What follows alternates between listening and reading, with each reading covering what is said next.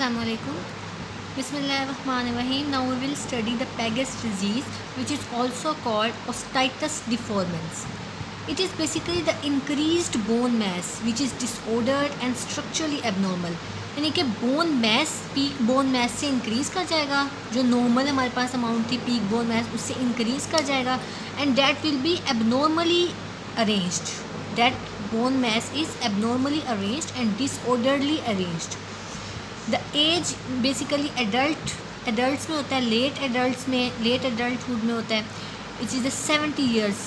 अगर हम average age देखें तो 70 ईयर्स ऑफ एज में होगा. Then we will see the pathogenesis.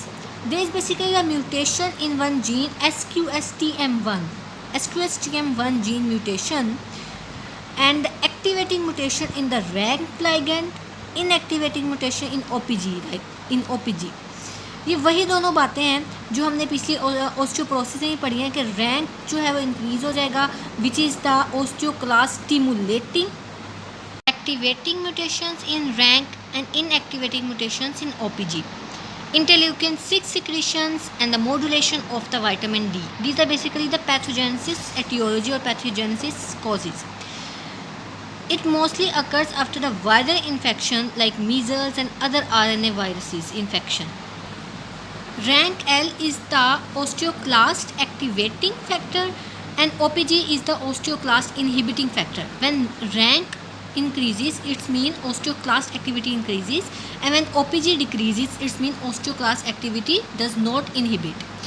This is basically इससे हमें ये पता लग रहा है बेसिकली कि जो ओस्टियोक्लास्ट सेल्स हैं वो एक्टिवेट हो रहे हैं. ठीक है, ओस्टियोक्लास्ट सेल्स एक्टिवेट हो रहे हैं, लेकिन मैंने ऊपर कहा कि बोन मैस इंक्रीज़ होता है, तो ओस्टियोक्लास्ट का क्या फंक्शन हुआ.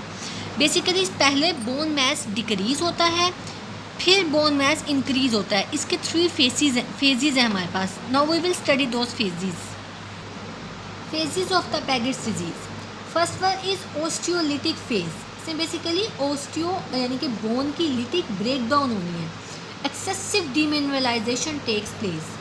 और मॉर्फोलॉजी हमें क्या नज़र आएगी, ओस्टियोक्लास्टिक एक्टिविटी वेव्स नज़र आएंगी, रिजॉर्प्शन पिट्स नज़र आएंगी, and osteoclasts abnormally enlarged and nucleus number is also enlarged. Now we will see this in the diagram. Here you can see in this diagram, this is basically the brown one is the bone. ठीक है, you can see clearly the waves. These waves are due to basically the osteoclastic activity. osteoclast cells हैं ये हमारे पास. इन osteoclast cells ने bone breaking की वजह से bone breaking की है, और इन बोन ब्रेकिंग की वजह से ये हमारे पास वेव्स बन गई हैं. See, you can see the waves. These are the waves of the osteoclastic activity. This is, we are basically studying the morphology. And these are the resorption pits. Resorption यानी कि ब्रेकडाउन की वजह से जो पिट्स बन गए हैं, जो गड्ढे बन गए हैं हमारे पास, ये एक पूरी वेव बनी थी which are called the wave of the osteoclastic activity, and this is the pit which is called the resorption pit due to the osteoclastic activity or bone breaking activity of the osteoclast cells. ठीक है. Next we have seen osteoclasts large abnormally. We clearly see the osteoclast cells are enlarged and multiple nucleus are seen. 4 morphological points हमने देख लिए हैं.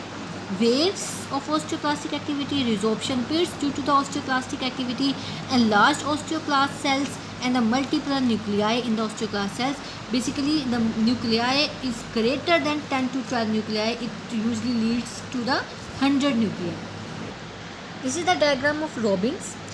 You can see here like osteoclastic activity persists, या in bone breaking हुई हुई है. ये पूरा एरिया जो आपको नज़र आ रहा है, इस पूरे एरिया में बोन ब्रेकिंग हुई हुई है. ये बोन थी जो येलो में थी, ठीक है, और यहाँ जो पिंक आपको एरिया सारा नज़र आ रहा है, ये बोन ब्रेकिंग है.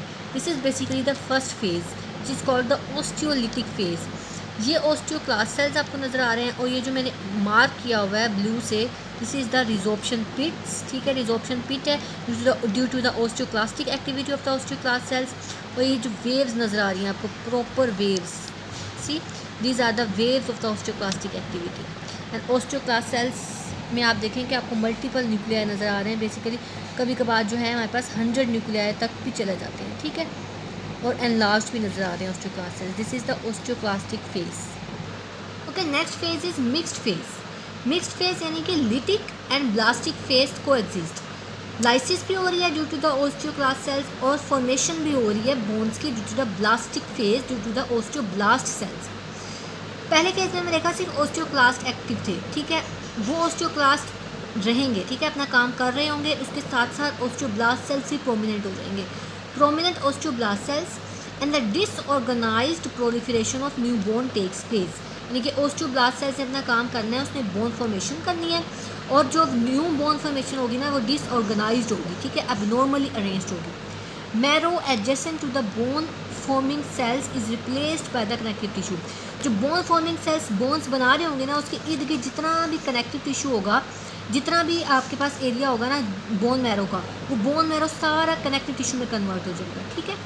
बात समझ आई कि जितना भी एरिया होगा न्यू बोन फॉर्मेशन के इर्द गिर्द बोन मैरो का जो एरिया होगा वो सारा लूज कनेक्टिव टिश्यू में कन्वर्ट हो जाएगा ड्यू टू द ओस्टियोप्रोजेनिटर सेल्स, ठीक है, and the numerous blood vessels. और उस लूज कनेक्टिव टिश्यू में दो चीज़ें होंगी हमारे पास, ओस्टियोप्रोजेनिटर सेल्स हमें नजर आएंगे और ब्लड वेसल्स नजर आएंगे, ठीक है। और हम इस सबको देखते हैं डायग्रामेटिकली। ये देखिए, पिछली में हमने देखा था कि हमारे पास ये वेव्स बनी हुई थी पिछली फेज़ में, और ओस्टियोक्लास्ट सेल्स जो है वो एक्टिव थी। अब इन ओस्टियोक्लास्ट सेल्स के साथ साथ ओस्टियोब्लास्ट सेल्स भी आ गए हैं, पिंक में जो आपको नजर आ रहे हैं। यहाँ पे आप देखें कि बोन मैस डिक्रीज हुआ नज़र आ रहा है, आपको वेव्स नज़र आ रही है इस एरिया में, इतने एरिया में। ये जो मैंने मार्क किया है एरिया, इस एरिया से इस तरफ आपको नज़र आ रहा है कि बोन की जो है ब्रेक डाउन हुई है, बोन मैस डिक्रीज हुआ है due to the osteoclast cells. और इस एरिया में आप देखेंगे बोन फॉर्मेशन इंक्रीज हुई है एकदम से due to the osteoblast cells and the collagen deposition takes place in this area. अब ये जो बोन फॉर्मेशन के इर्द गिर्द सारा एरिया होगा ना बोन मैरो का, वो सारा जो है वो कन्वर्ट हो जाता है लूज कनेक्टिव टिश्यू में, जो जिस तरह हमारे पास ओस्टियोप्रोजेनिटर सेल्स पड़े हुए होते हैं और ब्लड वेसल्स पड़े हुए होती हैं। पिक्चर फ्रॉम रॉबिन्स, ये देखिए इसमें आपको दोनों फेजेस इकट्ठे नज़र आ रहे हैं। जो पिंक में आपको सारा एरिया नज़र आ रहा है ये ओस्टियोक्लास्टिक एक्टिविटी की वजह से बोन जो है ब्रेकिंग हुई हुई है, और जो येलो में नज़र आ रहा है आपको एरिया, ये बोन फॉर्मेशन हो रही है, ठीक है। मतलब दोनों जो है ना मिक्स्ड फेज है, दोनों काम हो रहे हैं साथ साथ, यानी कि बोन ब्रेकिंग भी हो रही है और बोन फॉर्मेशन भी हो रही है। ओस्टियोक्लास्ट सेल्स भी एक्टिव है और ओस्टियोब्लास्ट सेल्स भी एक्टिव है। तो you can see here these are the osteoclast cells जो कि बोन ब्रेकिंग करवा रहे हैं, पिट्स बन रहे हैं, और साथ ही उसमें हमारे पास ओस्टियोब्लास्ट सेल्स आ गए हैं, देखिए, और इसने बोन फॉर्मेशन स्टार्ट करवा दिया, न्यू बोन्स फॉर्मेशन हो रही है। अब मैंने कहा था कि जो इसके इर्द गिर्द वाला सारा बोन मैरो का एरिया होगा ना वो मतलब कनेक्टिव टिश्यू में कन्वर्ट हो जाएगा। ये देखिए आप, ये एरिया सारा कनेक्टिव टिश्यू में कन्वर्ट हो गया है। अब आपको ब्लड वेसल्स नज़र आ रही हैं, ठीक है, ये सारा एरिया जो है ना कनेक्टिव टिश्यू में कन्वर्ट हो जाता है, यहाँ पे ब्लड वेसल्स वगैरह आपको नज़र आती है, ठीक है।